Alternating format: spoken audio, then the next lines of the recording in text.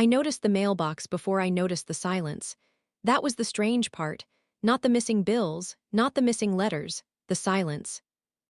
For nearly 40 years, my mornings followed the same rhythm.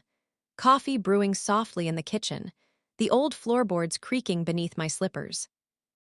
Then the short walk down the driveway to the mailbox Richard painted blue the summer we moved in. Even after he died, I kept the routine, especially after he died. Some habits become anchors when grief threatens to pull everything else away. So when 3 days passed without a single piece of mail, something inside me felt unsettled immediately. Not frightened. Wrong. I stood beside the mailbox that Thursday morning staring at the empty interior while cold wind moved through the trees above me. No electric bill, no church newsletter, no grocery coupons. Nothing. Then I noticed the label. The small white name strip beneath the mailbox flag had changed. Not removed, changed.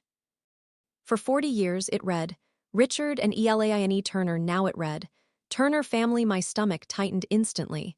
I bent closer, touching the fresh printed label with my fingertips. New. Recently laminated. I stared at it for several long seconds while something cold moved slowly through my chest. That evening, when my son Michael stopped by unexpectedly carrying groceries, I asked immediately, Did you change my mailbox? He froze only briefly, then smiled casually. Oh, yeah. As though changing someone else's mailbox without asking was perfectly ordinary. Why? He set the grocery bags onto the kitchen counter. The delivery driver got confused. Confused about what? Different last names. Different last names, I blinked. My last name is Turner. I know. Then why remove mine? Michael sighed softly, not annoyed exactly. Tired. You're overthinking this. Overthinking, interesting word, not questioning. Not noticing, overthinking, I walked slowly toward the kitchen table. My bills stopped arriving. They probably got delayed. Probably, such a dangerous word when paired with concern. I sat down carefully. Michael, he looked at me. Did you redirect my mail? Silence, not confusion. Silence, then softly, only temporarily. Cold spread slowly through my chest. What does temporarily mean? You missed important notices. What notices? The insurance renewal. I frowned immediately. I renewed that. You forgot to sign one section. One section. One forgotten signature. I suddenly understood something terrible. Tiny mistakes had started accumulating quietly inside his memory, not as ordinary human moments, as evidence. Michael sat across from me carefully now. You seemed overwhelmed after winter. Overwhelmed, always overwhelmed, never grieving, never tired, never human. Just overwhelmed enough to justify intervention. What exactly did you do? He rubbed his forehead. I forwarded important mail to my address. Forwarded, not monitored, not intercepted, forwarded. The softest language possible for taking control of another adult's private information. How long? Another pause. Since February, of course. Everything seemed to begin in February lately. Richard's death anniversary, the bad flu, the icy driveway fall, one difficult season quietly transformed into permanent concern. You forwarded my mail for 7 months without telling me.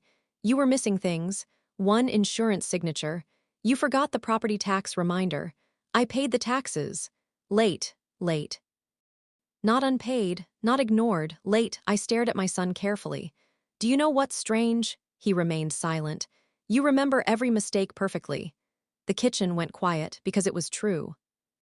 One missing signature, one late payment, one missed reminder, collected carefully enough to become narrative. Michael lowered his voice. We were worried. We, always we. Collective concern always sounds more legitimate than individual fear. Who is we? He hesitated, too long. Me, Sandra, Claire. My daughter-in-law, family conversations, quiet ones. Careful ones, conversations happening around me instead of with me. I looked toward the kitchen window while rain began tapping lightly against the glass. Always rain lately. What exactly do they think is happening to me? No one thinks anything. No, again, they never needed to say things directly anymore. The implication did all the work quietly. Then another memory surfaced suddenly. 3 months earlier, my neighbor Mrs. Ellis saying, "It's wonderful your son handles things for you now." At the time, I laughed politely because I thought she meant carrying groceries after my fall. God help me. The whole neighborhood may have already believed Michael managed my affairs. I looked back at him slowly. "What else did you change?" His face shifted immediately. Carefulness again. "What do you mean?" "My mailbox, my mail forwarding." Silence, then softly, "I added myself to the utility account." The room went completely still. "What? Just as a secondary contact?" Secondary contact, another harmless phrase quietly redistributing authority. For what reason? In case bills got missed.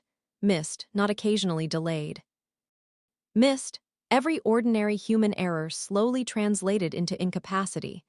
I stood up so suddenly my chair scraped harshly against the kitchen floor. "You had my private mail sent to your house." Michael stood too. "I was helping." "No," I whispered. "You were supervising." His jaw tightened slightly. "You fell on ice in January and forgot to call the doctor for 2 days." I bruised my hip. "You sounded confused on the phone." "I was in pain." "You repeated yourself." There it was again. Repeated yourself, not emotional distress, not shock, symptom language. Fear had already rewritten normal human vulnerability into warning signs. Then Michael quietly admitted something that hollowed me completely. The post office clerk actually suggested forwarding important documents temporarily.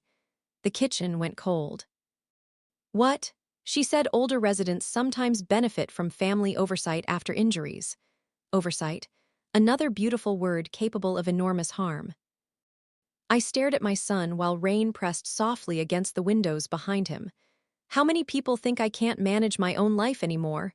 He opened his mouth, then closed it again. And suddenly, I understood something terrifying. The changed mailbox label was not the beginning of this. It was only the first thing obvious enough for me to finally notice. That night, I barely slept.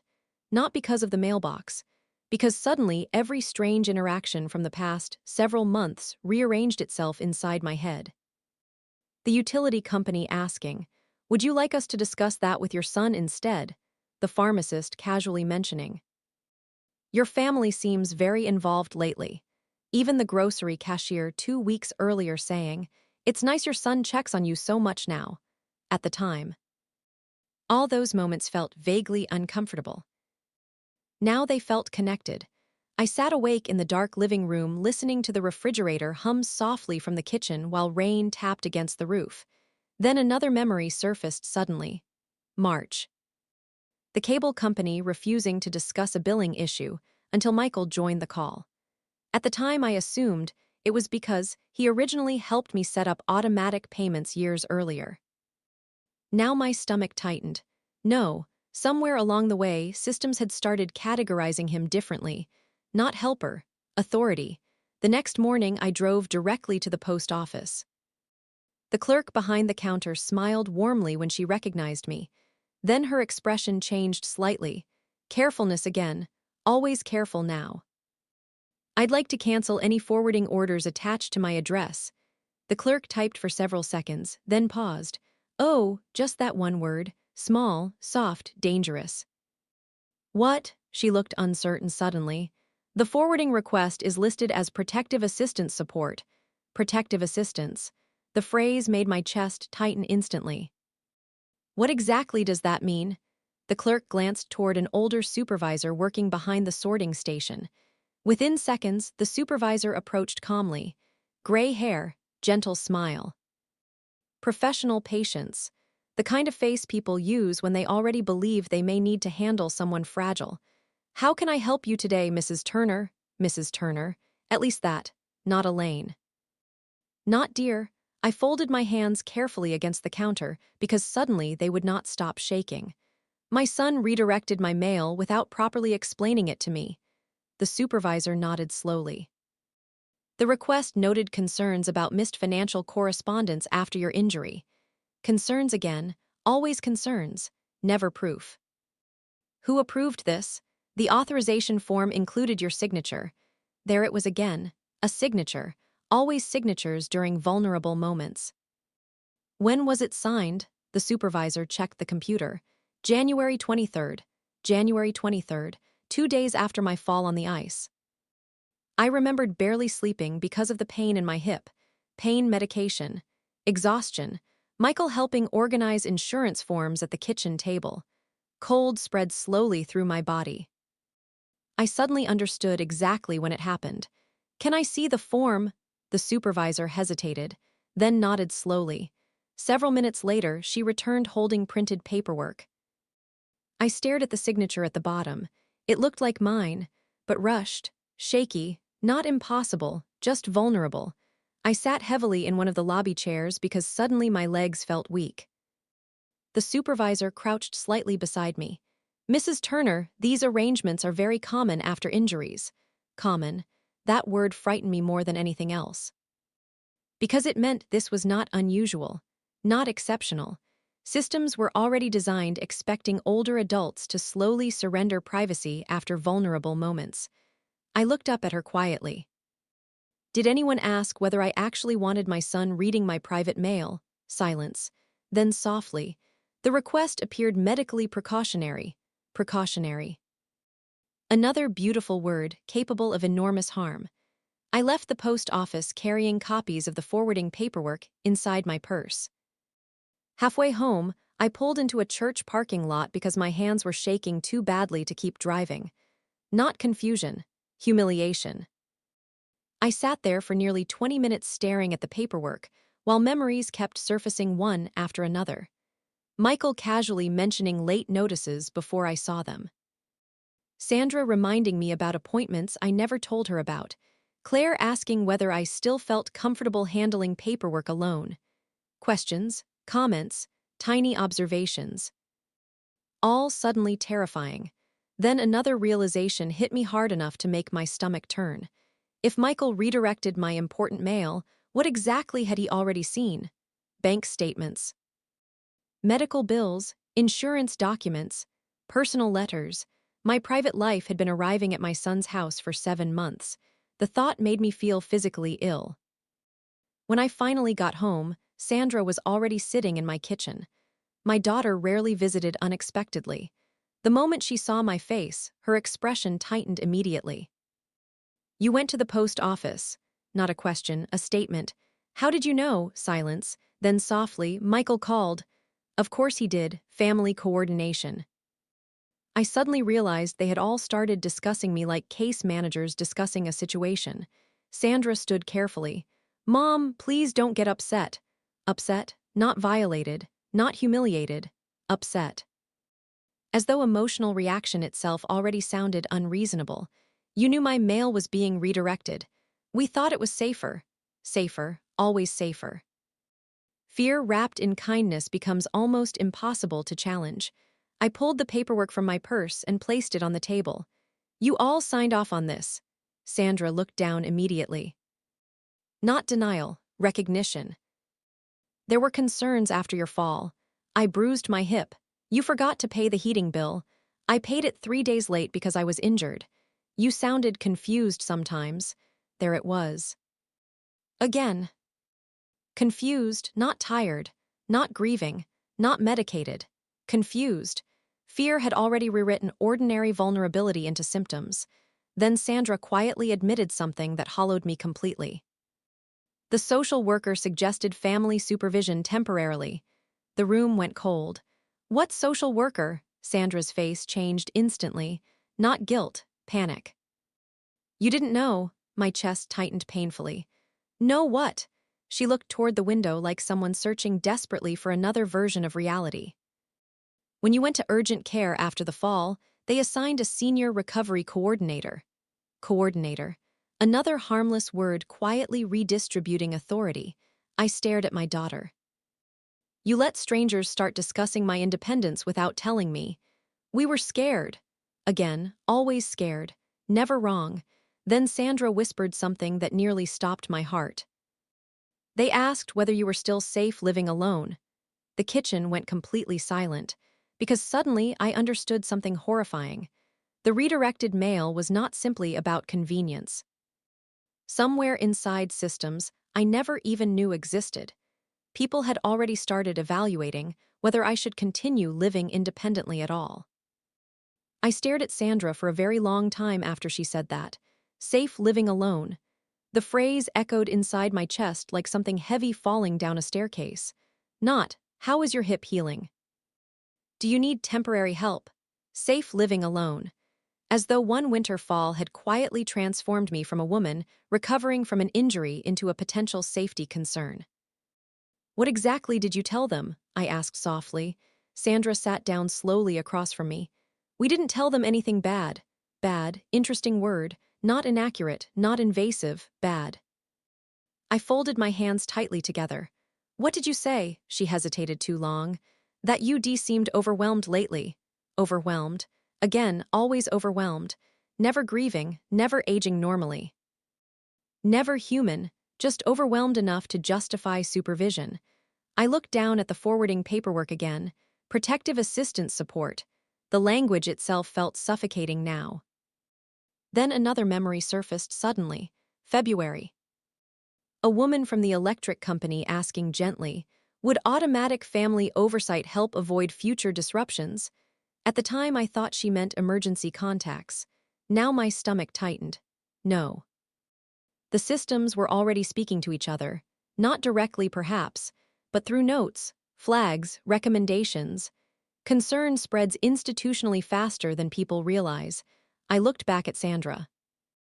How many people know about this? Her eyes lowered immediately. Too many. How many? The utility company, insurance, the post office. My chest tightened painfully. My insurance too. They only added Michael as a secondary contact. Secondary contact.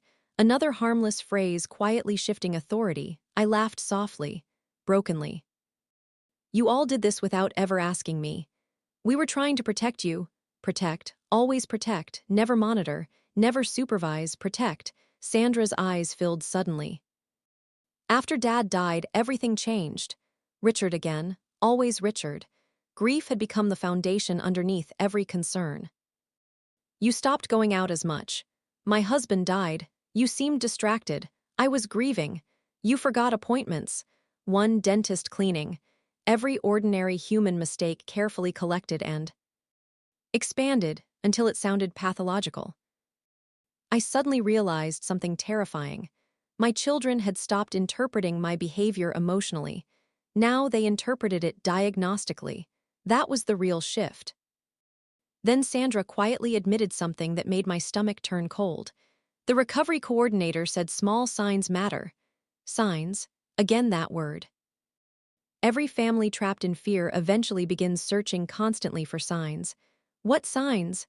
Isolation, repeated stories, missed paperwork, falls. Falls, I almost laughed. Human beings fall sometimes, but older adults fall under observation. That changes everything. I stood suddenly and walked toward the sink because the kitchen felt too small.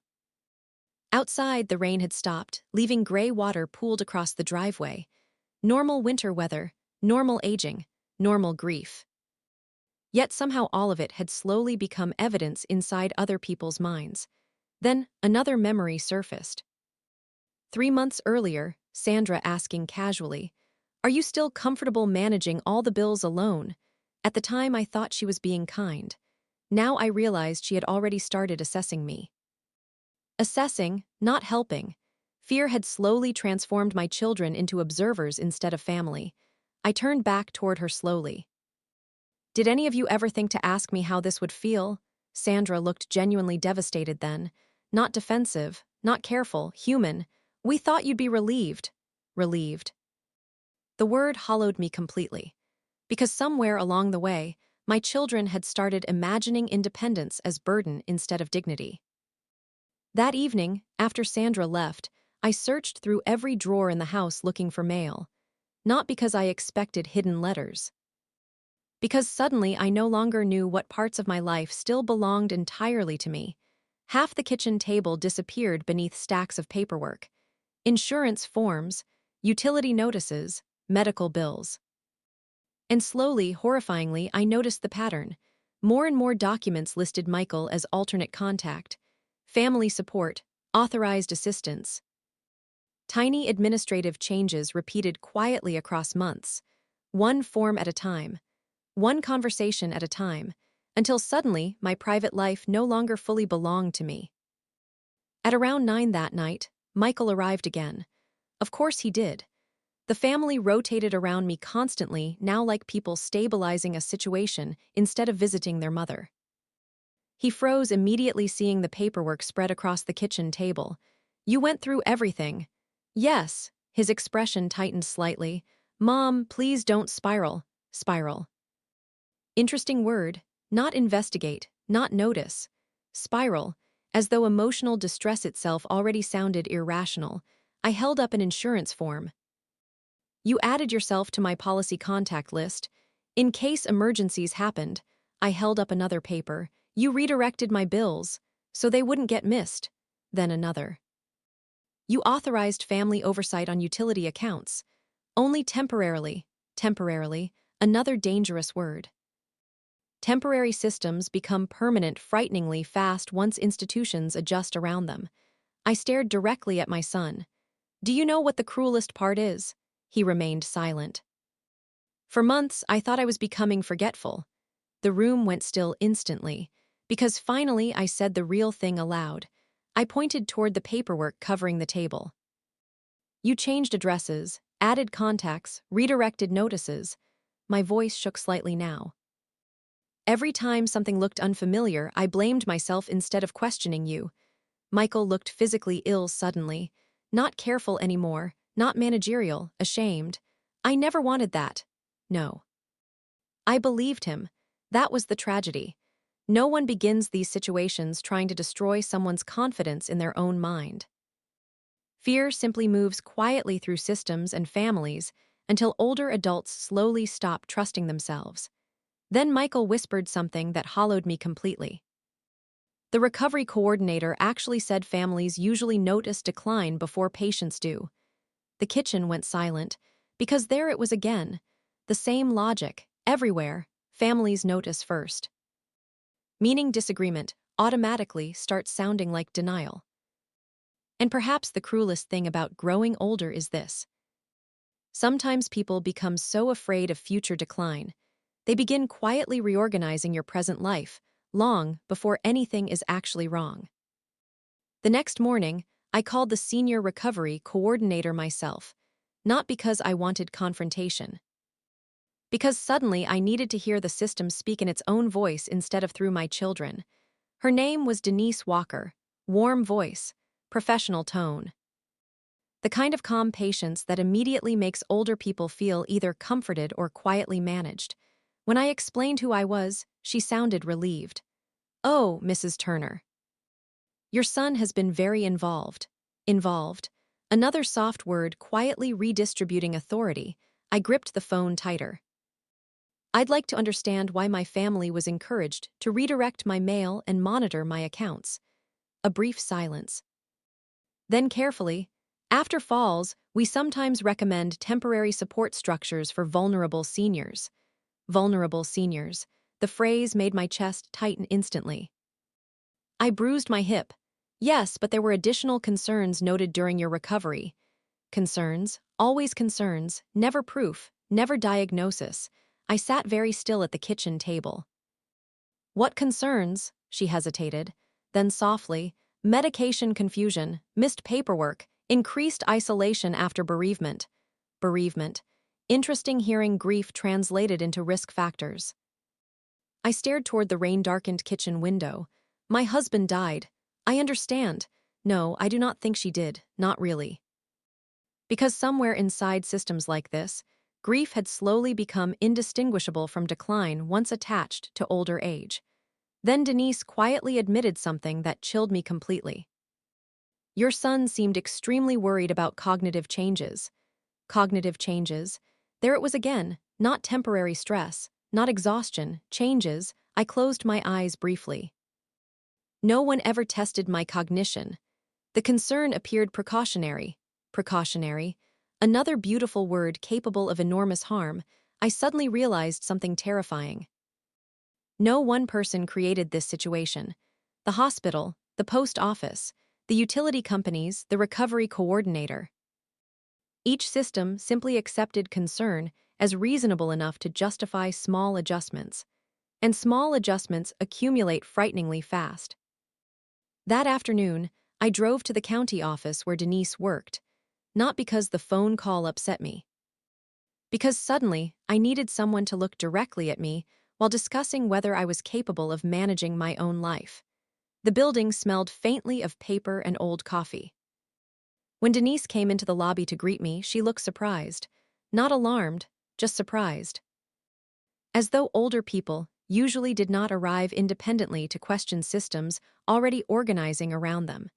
She led me into a small office filled with pamphlets about aging safely. Fall prevention, family caregiving, memory awareness. Every brochure radiated the same quiet message: aging alone is dangerous. Denise sat across from me carefully.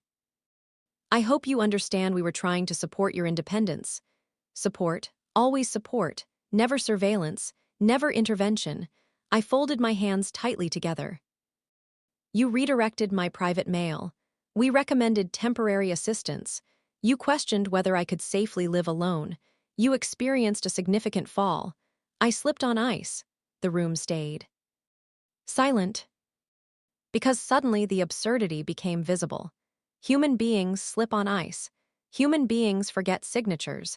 Human beings grieve.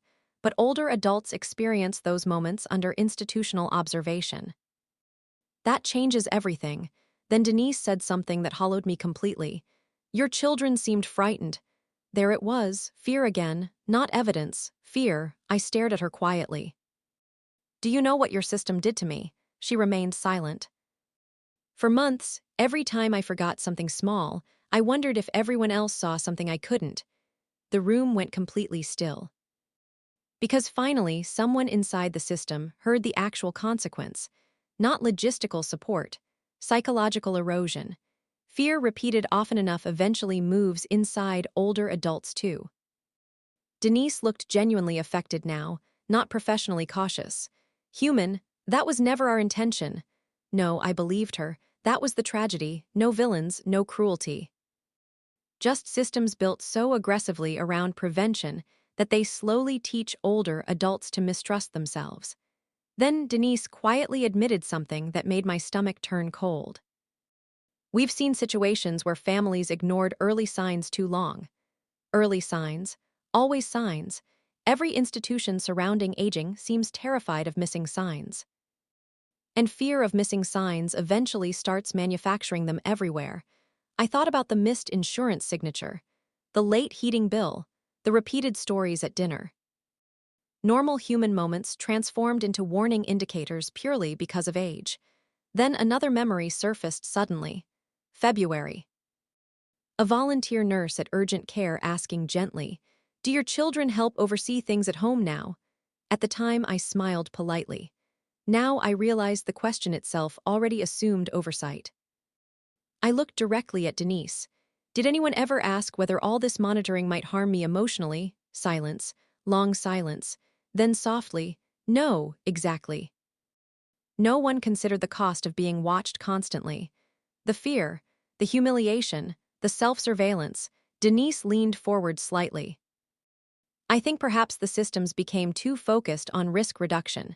Risk reduction, cold words for slowly redistributing someone's autonomy.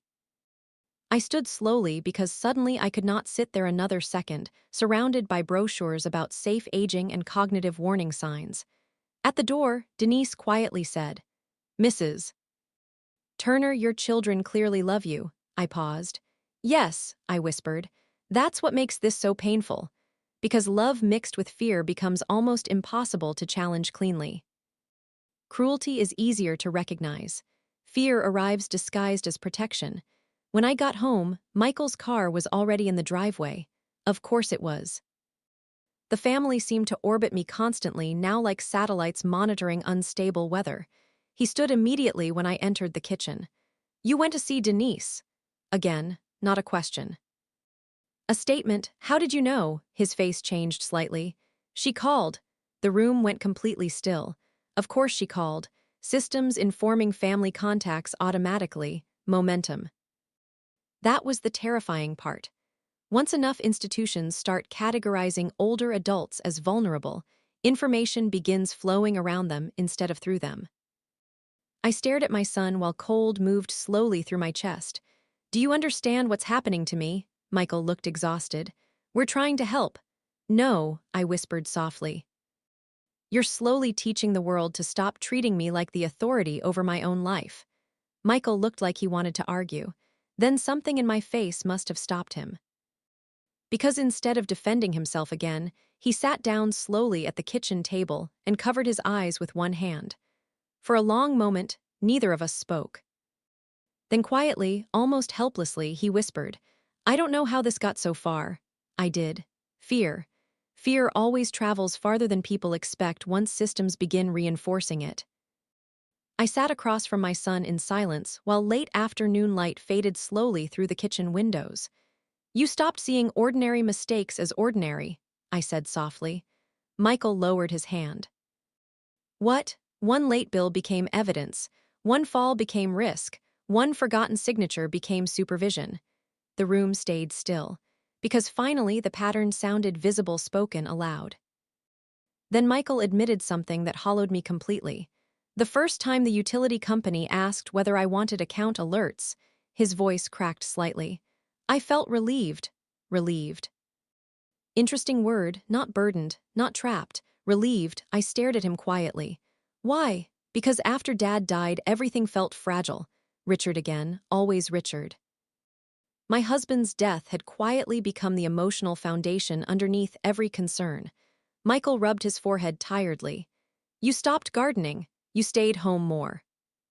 You seemed distracted constantly." "My husband died. I know." "No," I whispered. "I don't think you do." The kitchen went silent, because grief changes people temporarily. Fear had transformed those temporary changes into signs of permanent decline. Then Michael said something that nearly broke my heart. "I kept thinking if something happened to you and I missed the warning signs, I'd never forgive myself." There it was, the real terror underneath everything, not control, regret. Fear of becoming the child who waited too long. I understood that fear more than I wanted to admit. That was what made this so painful. If Michael were cruel, anger would have been easy. Instead, he was frightened enough to slowly confuse supervision with love. That evening, after he left, I walked through the house room by room, turning on lamps as darkness settled outside. The hallway photographs glowed softly beneath warm light. Richard holding Sandra at the beach, Michael learning to ride a bicycle, Christmas mornings, graduations, an entire life, still mine. Still intact. Yet somehow, over the past 7 months, systems and family conversations had slowly started organizing around the possibility that I was already fading. I stopped in front of the hallway mirror. For one terrible second, I studied my own face the way everyone else had started studying it lately. Was I forgetting things more often? Repeating stories? Looking confused sometimes? There it was again. The real damage, not the redirected mail. Self-surveillance. Fear repeated often enough eventually moves inside older adults too. The next Sunday, the whole family gathered at Sandra's house for dinner. At first, everything felt painfully careful. No one mentioned bills, or appointments. Or help. Everyone monitored themselves now too. Halfway through dessert, Claire accidentally repeated the same story about her neighbor twice within 10 minutes. The room went silent automatically. For one brief second, I watched panic flicker across her face. Then realization followed immediately afterward. Normal human mistake, nothing more. Claire laughed shakily. "I already told that story, did I?" No one answered immediately, because suddenly everyone recognized the moment. The instant fear, the instant self-doubt. The exact thing I had been living inside for months. Then Sandra quietly said, "I repeat stories constantly." Michael looked down at the table.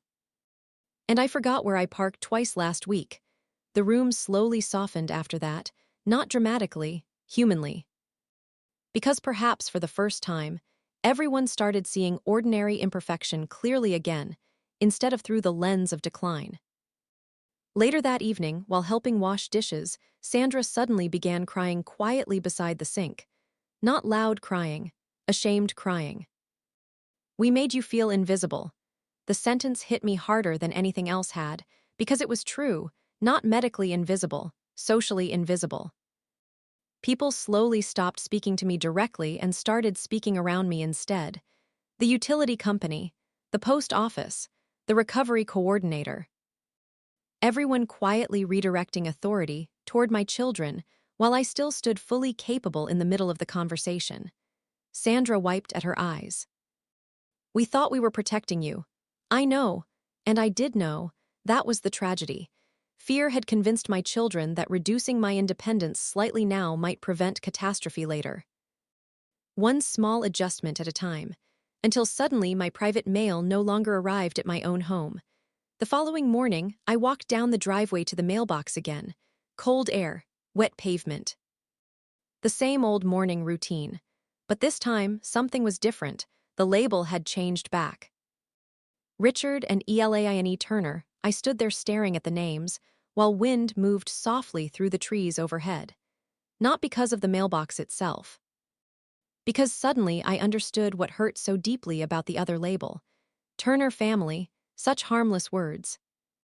Yet somewhere inside them, I had disappeared as an individual person and become part of a managed situation instead. Michael must have changed it during the night. No speech, no dramatic apology. Just restoration. I opened the mailbox slowly. Inside sat ordinary things: electric bill, church newsletter, grocery coupons, mine not screened, not redirected, not supervised. Such ordinary pieces of life. Yet I nearly cried standing there at the end of the driveway, because I finally understood how fragile ordinary autonomy becomes once enough people begin interpreting, aging through the lens of possible decline. And perhaps the cruelest thing about growing older is this. Sometimes people become so terrified of losing you someday, they slowly begin reorganizing your life as though you are already halfway gone. For a while after that, everyone became painfully careful around me. No more reminders about appointments. No more helpful comments about paperwork. No more quiet questions about whether I felt comfortable managing things. At first, the silence felt like relief. Then eventually it began feeling sad instead. Because underneath the caution, I could still sense the fear lingering quietly inside the family. Fear does not disappear simply because people realize they went too far. It leaves habits behind. 3 weeks later, I received a certified letter from the utility company. For one horrible second, panic flashed through me automatically, not because I forgot a payment. Because my body still expected systems to doubt me now. I stood in the kitchen staring at the envelope while my heart pounded too hard against my ribs, then slowly opened it. Routine rate adjustment notice. Nothing more, yet my hands still shook afterward. That was the damage nobody talks about. Once older adults become monitored long enough, ordinary mistakes stop feeling ordinary. The next strange thing happened at the pharmacy. I went to pick up a blood pressure refill on a rainy Tuesday afternoon. The pharmacist typed something into the computer, then smiled warmly. "Oh, good." The family supervision note was removed. My chest tightened instantly. "What supervision note?" The pharmacist's expression changed immediately. Carefulness again, always careful. It was just an account notation for medication reminders. Medication reminders. Another soft phrase quietly redistributing authority. I stared at her. "How long was that note there?" She checked the screen awkwardly. "Since January." January again. Everything always led back to January. The fall, the injury, the beginning of concern. I suddenly realized something terrifying. The mailbox was only one visible piece of something much larger. How many systems quietly added supervision notes after one vulnerable moment? Insurance. Utilities, mail, pharmacy. How many invisible flags existed inside databases I would never fully see? I left the pharmacy feeling strangely hollow afterward. That evening, Michael came over carrying soup containers from Sandra. Again. The family still orbited around me carefully now, like people trying not to trigger old wounds. He froze slightly when he saw my face. What happened? I set the pharmacy receipt onto the table. They had supervision notes too. Michael closed his eyes briefly. Not surprise, recognition. You didn't know? There it was again. Another thing everyone else already knew before I did. How many places had notes attached to me? He rubbed both hands over his face tiredly. I don't know. No, I think suddenly he did know, or at least enough. Enough to understand the scope now. I sat slowly at the kitchen table. Do you know what frightens me most? Michael remained silent. I still panic every time paperwork looks unfamiliar. The room stayed completely still, because there it was again. The real aftermath, not redirected mail. Conditioning. Fear had rewired ordinary uncertainty into personal suspicion. Michael sat across from me quietly. I hate what this became. So do I. For a long moment, neither of us spoke. Then he quietly admitted something that nearly broke my heart. The first time a company called me instead of you, his voice cracked slightly. I felt important. Important, interesting word, not controlling, not powerful, important. I stared at my son silently. After Dad died, I didn't know where I fit anymore, he whispered. Then suddenly everyone started treating me like the responsible one. There it was. The hidden emotional reward underneath fear. Systems had slowly repositioned Michael from son into authority figure. And somewhere deep down, part of him found comfort there. Not because he wanted control, because helplessness hurts. The realization made me unbearably sad. Fear had not only changed how my children saw me, it changed who they became around me too. A month later, the first snowfall arrived unexpectedly early. I stood at the living room window watching snow settle softly across the driveway where I had fallen the previous winter. For a moment, fear tightened automatically inside my chest. Not fear of ice, fear of what another fall might trigger. More supervision, more concern, more systems quietly reorganizing around me again. Then I realized something devastating. I was no longer simply afraid of injury. I was afraid of interpretation. That was the true cost of everything that happened. The following Sunday, Ethan came over to help me decorate for Christmas. At one point, while unpacking ornaments, I accidentally called him Michael. For one terrible second, silence filled the room automatically. I felt panic rise instantly. There, proof, evidence. Then Ethan laughed. You do that every year, Grandma, just that, no concern. No careful observation. Normal. I nearly cried from relief. Because suddenly I understood how healing begins, not through dramatic apologies. Through ordinary moments being allowed to stay ordinary again. Later that night, after everyone left, I walked slowly down the dark hallway, turning off Christmas lights one by one. The house glowed softly around me. Richard's old sweater still hanging near the laundry room, family photographs lining the walls. The blue mailbox visible through the front window at the end of the driveway. My home, my routines, my life, still here, still mine. I stood quietly in the kitchen for several minutes listening to the refrigerator hum in the silence. Then, I finally understood something terrifying. The most painful part of growing older is not losing independence someday. It is realizing how quickly other people begin preparing emotionally for that loss long before it actually happens. And sometimes, by the time they understand they were wrong, you have already spent months learning what it feels like to slowly disappear inside your own life.